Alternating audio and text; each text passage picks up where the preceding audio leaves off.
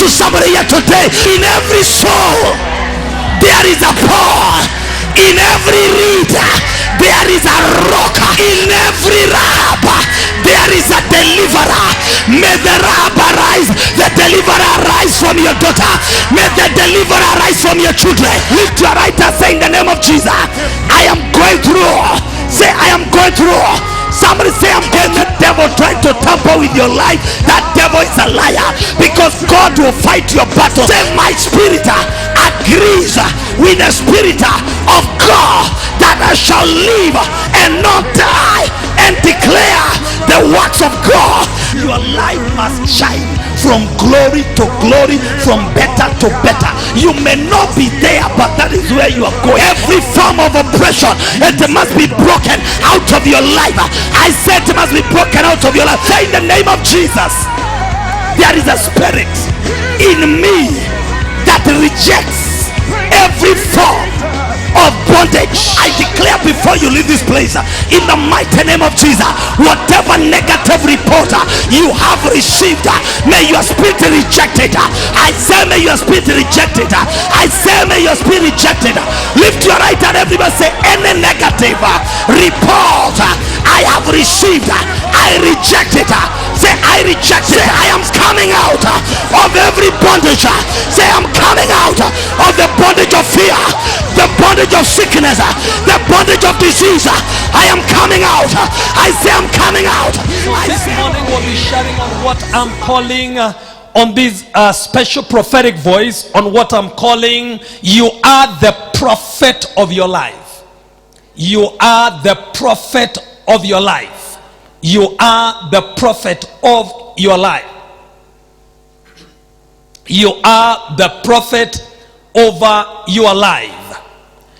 So we're going to go through a couple of scriptures this morning by the grace of God.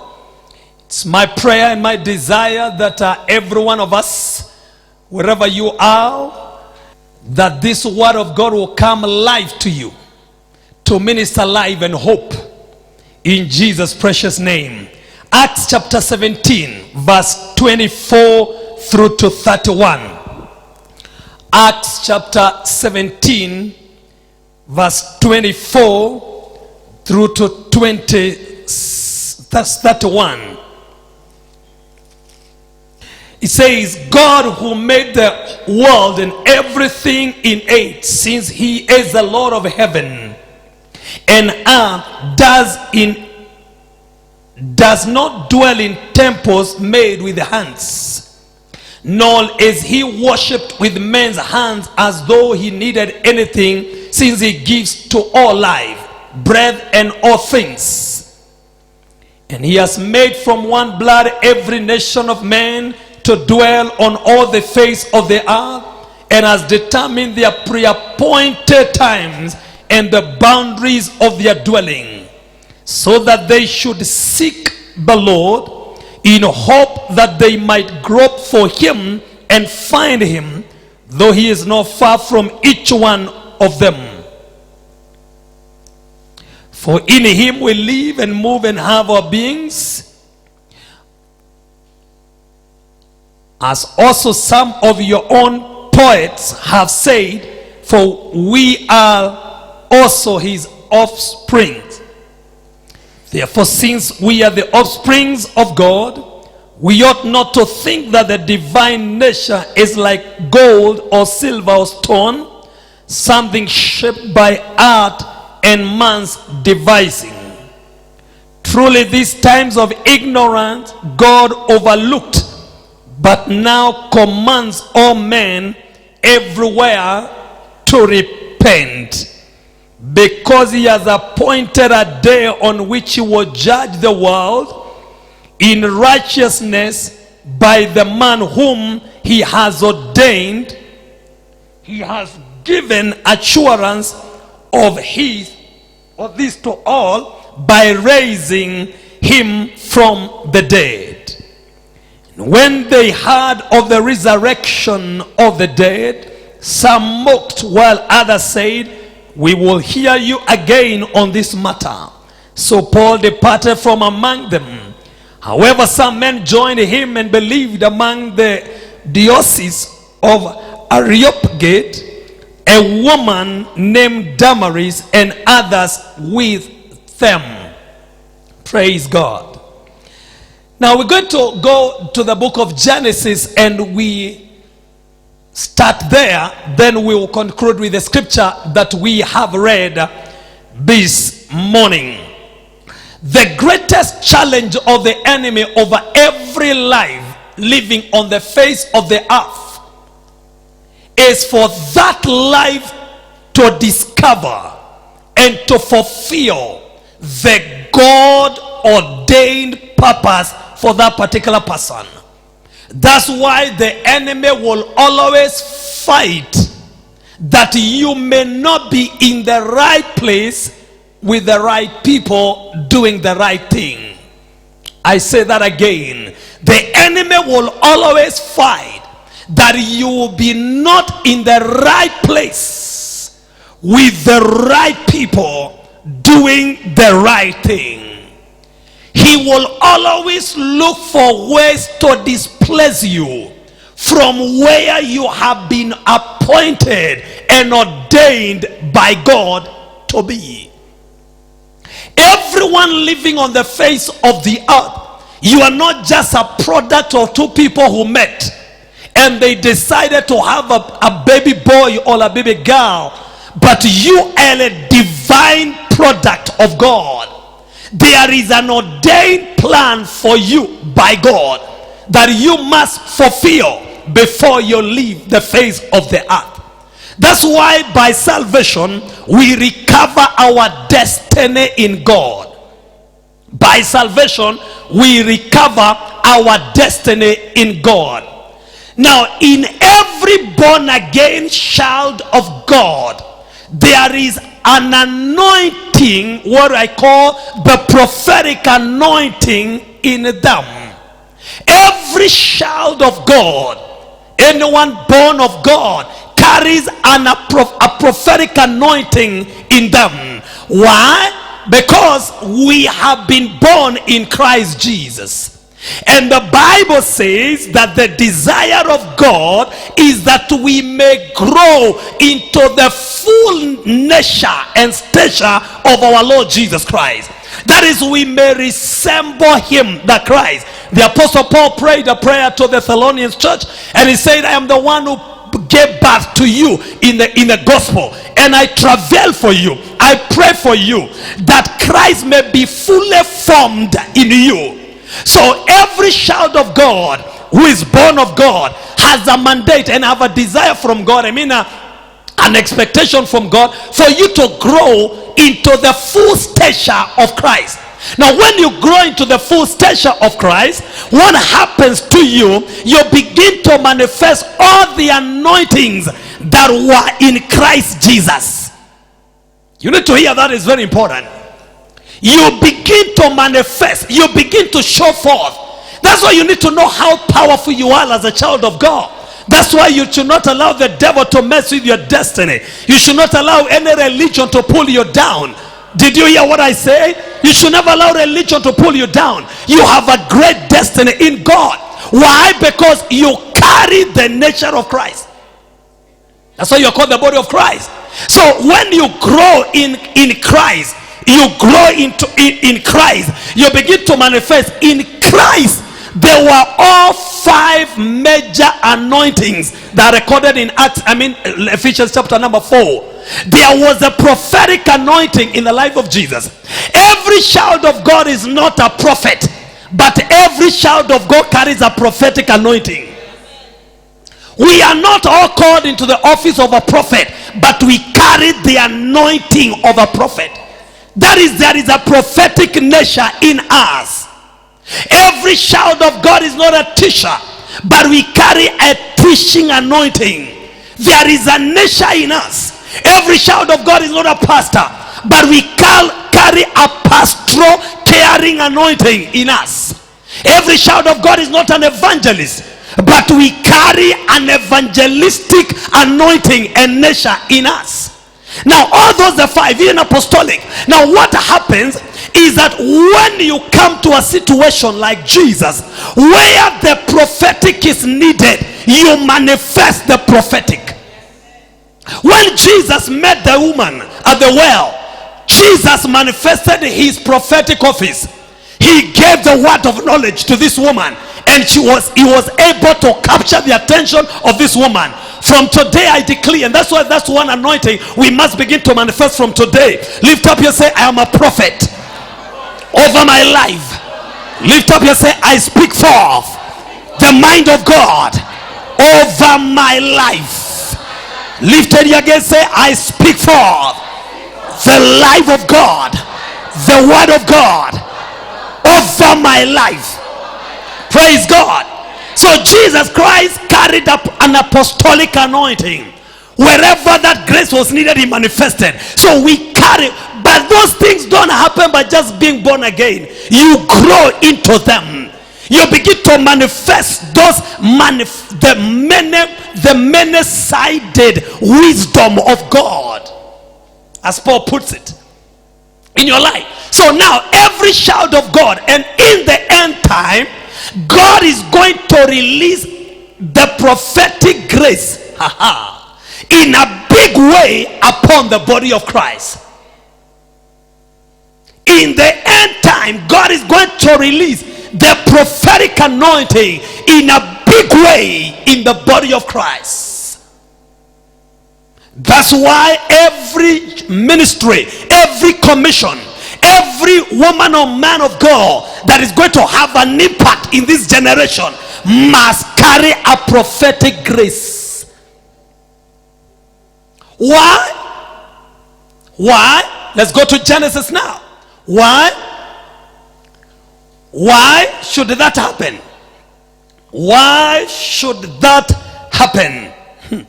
Genesis chapter 2. I wish you can just write it down, and please you give me your attention. It's very important.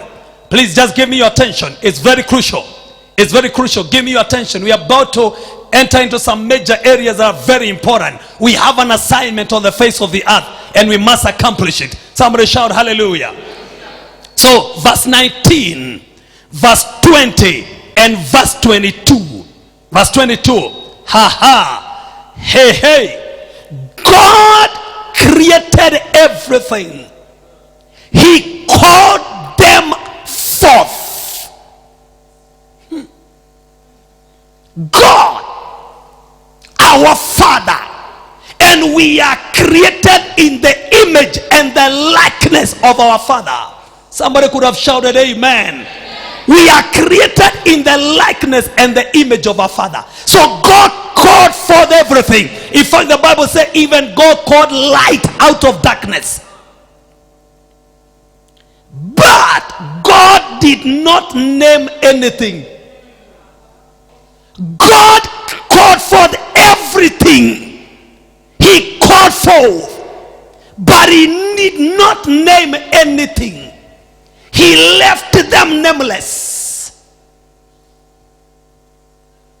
Then he created man in the image and the likeness of God. What you need to know is that everything was created and called forth before man was created.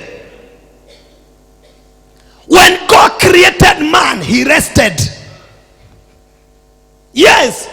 After God created man on the 6th day, on the 7th day it was Sabbath. God did not work again. Man woke up into Sabbath. God brought everything he created to man to see what man will call them.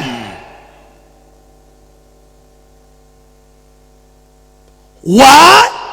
He created them in his likeness. So he wanted now the nature of God in them to be manifested in whatever God created. So they all came before Adam. Adam named them. And after he named them, the Bible Bible says, whatever Adam called them, God said amen. Therefore, the state of the world today is not a product of God. It is a product of man. Your life today is not a product of God. It's a product of your mouth. You cannot blame God. You cannot blame God. You cannot blame Satan. Why? Everything is nameless. Now let me surprise you. Chapter 22, the Bible says, don't go there, you listen. The Bible says God made Adam to sleep. Out of him he made a woman. And the Bible says God did not name Eve. He brought her to Adam. Megozeka. Lift up your hand, everybody, say, I carry power to change my situations. Let me have radical people, not jokers. Lift your hand, say, I carry power to change my life. Say, I carry life to change my life. Say, I carry a nature, a prophetic nature, to change my life. From today, no devil should name your family. From today, no devil should name your county. From today, no devil should name your business. From today, Karaga Porega. Why? Because you carry the power. You carry that power. You carry that power. If you don't name it, somebody else will name it. Glory to God. I like when Adam looked at this woman, Adam said, wow, hey, what a creature, what a woman. The bones of my bones, the flesh of my flesh. She shall be called a woman, a man with a womb. Adam was not a neurosurgeon, no, not neurosurgeon. He was not a gynecologist. He was just a man full of the anointing. He said this creature must have a womb. Karogaza. That means she carry more like her. Lift your right hand, everybody. Say, I carry power. Say, I carry power. That's why we stand here to declare in the name of Jesus, this is a glorious church. We stand here to declare this is a glorious place. We stand here to declare this is a wonderful place. I look at some of you. We stand here to declare these are great people. We stand here to declare these are rich people. We stand here to declare these are wonderful people. We stand here to declare we are prosperous people. We stand here to declare we are healthy people. We stand here to declare why we are nameless until we name ourselves. Glory to God. I said glory to God. So Adam named his wife. And you know what? God did not change it. He said it's all right. It's okay. Now, let's move on. After naming his wife, of course sin came in chapter number 3. And when sin came, life of Adam continued. But that nature in Adam was still there. So when the wife conceived and gave birth, Adam named his son. He said, you shall be called Cain. Cain means possessor. Yes. Then, after a short time, the man with the womb carried another man. And the man came forth. Adam looked at him. He said, for you shall be called Abel. Every name that came out of Adam had a meaning. The possessor. Abel means breath. The possessor possessed and killed the breath.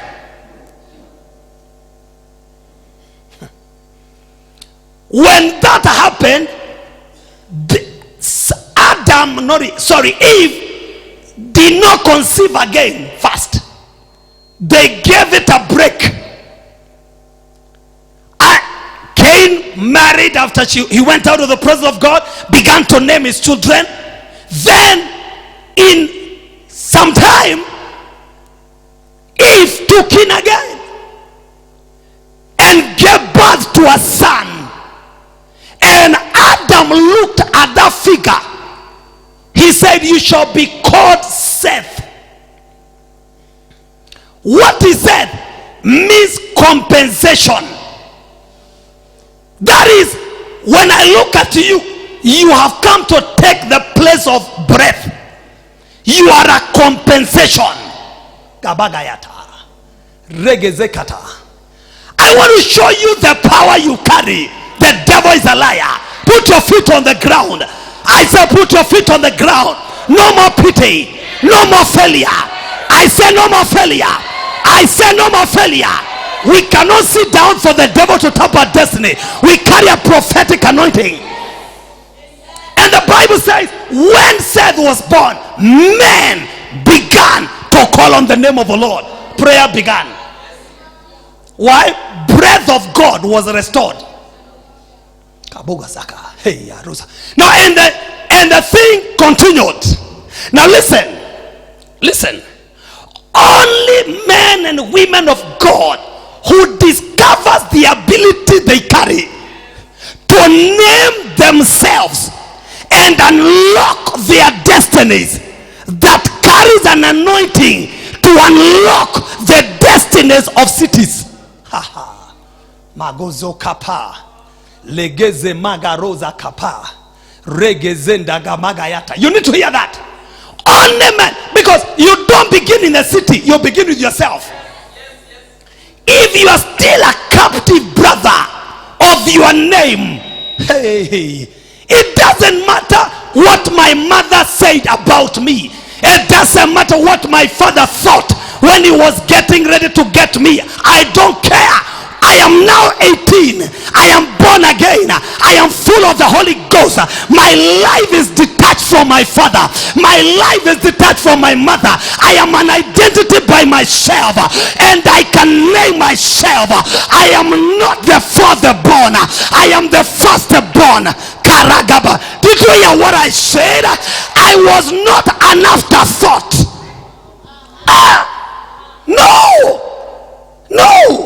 No, I am not Mbithi. I am not Wanja. I am not Wanjohi. I am a shout of the Most High God. That's the name they gave me. I don't care their meaning. Guraga Zepa. Did you hear what I said?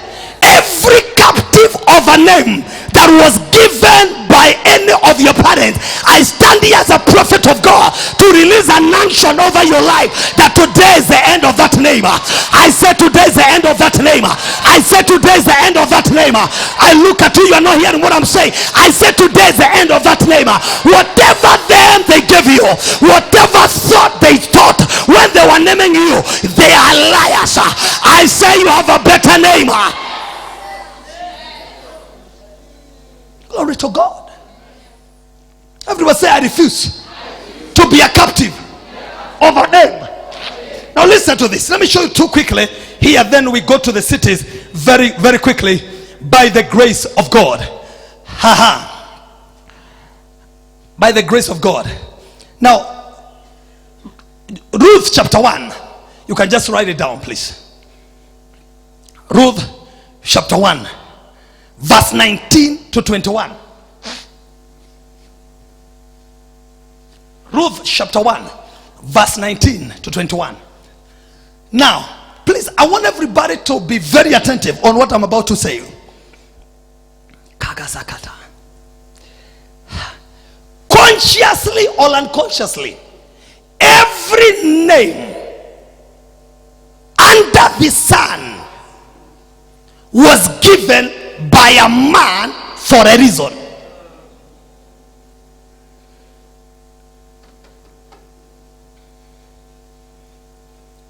That's why even God himself could not have trusted Mary and Joseph to name Jesus.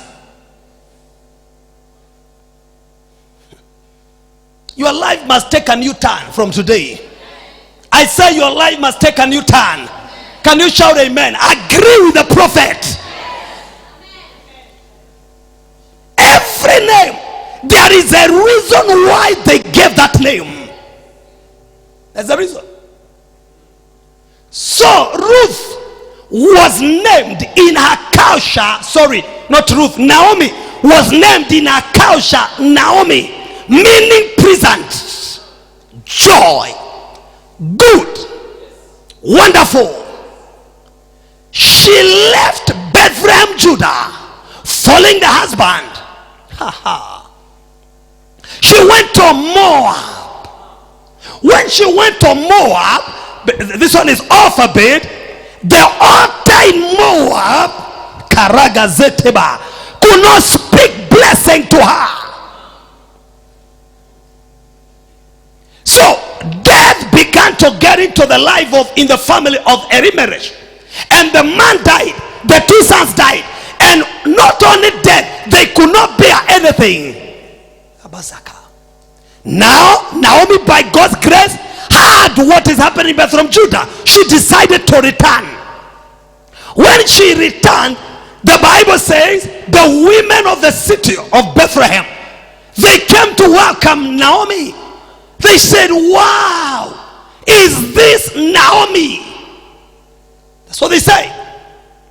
Naomi said, no, don't call me Naomi, call me Mara. Why? God have dealt with me unfairly. I went fool. That means the name Naomi was fool. But I return empty. Therefore call me Mara, meaning bitter. Now what I want to show you is this. The name Naomi had a meaning and a purpose. The name Naomi was to fulfill a certain destiny. Karagaba. Leguzeketa. Any evil change of your name in the spiritual realm by the action of the prophetic over my life, it must be changed today. I said it must be changed today. I said it must be changed today. Hallelujah. I say hallelujah. She said, call me Mara. Why I'm bitter? Why was she changing her name? Because of what she was going through. But I like God, because the following verse said Naomi. It didn't say Mara, it said Naomi. But let me show you something that will amaze you. Whatever God calls you cannot affect you until you agree with the God. I said that again. Did you hear what I said? Whatever God calls you the beloved, the fruitful vine. That's the way God addresses you. But that thing remains a word or a name until you begin to call yourself fruitful vine. So Naomi, the book of Ruth, the Holy Ghost could not name it Naomi. The main character in the book of Ruth was not supposed to be Ruth, because if you read that verse in Ruth chapter 1, you'll discover it will say the Ruth, the Moabite woman. Moabite means cast. The Moabite woman, widow, who returned with Naomi. She was not the main character, but she stole the scene because the owner of the chapter, the owner of the book, refused to agree and to speak with the name in the spiritual realm. I came to announce to you, any witchcraft in Anuki, any witchcraft in Kenya, any witchcraft from your village that have made you change your name, I speak as a prophet of God over your life. You bear a great name. I say you bear a great name. I say you bear a great name. Can you shout hallelujah? Jesus Christ is Lord. That's all the time that we had for today. But before we leave you, we want to give you an opportunity to give your life to Jesus. If you're there and you're not born again, And I would want you to say this prayer after me. Say, Lord Jesus Christ, come into my heart and be the Lord and Savior of my life. I accept you to lead and to guide my life. Now, if you have made that prayer, you are now born again. You are a child of God. It's exciting. It is wonderful to know that Jesus Christ came down that you may go up. Jesus Christ became poor that you may become rich. Jesus Christ suffered that you may not suffer. Jesus Christ died that you may live. And I want to declare the life of God in you. You are so blessed. I bless your family. I bless your finances. And I bless the work of your hands. In Jesus' precious name. Abundantly above all you could ask for, according to the power that